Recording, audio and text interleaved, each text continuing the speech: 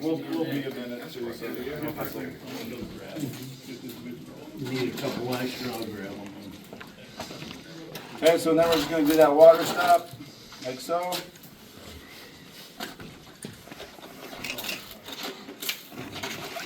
And this just, if we get any wind-driven rain or anything like that, then it's not going to come behind that pipe jack and give us a leaking problem. Okay, so you can see that's just going to fold over just like so. Now we got that water stop to protect us.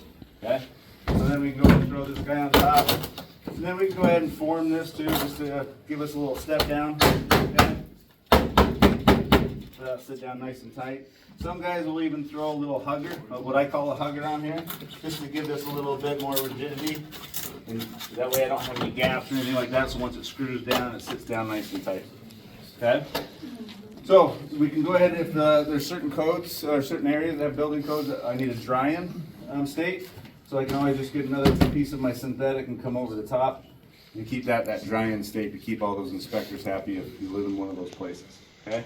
Then the next panel is just going to come over the top, and then we're just going to cut this as tight as possible. Like Daniel said, you can also do the fold down.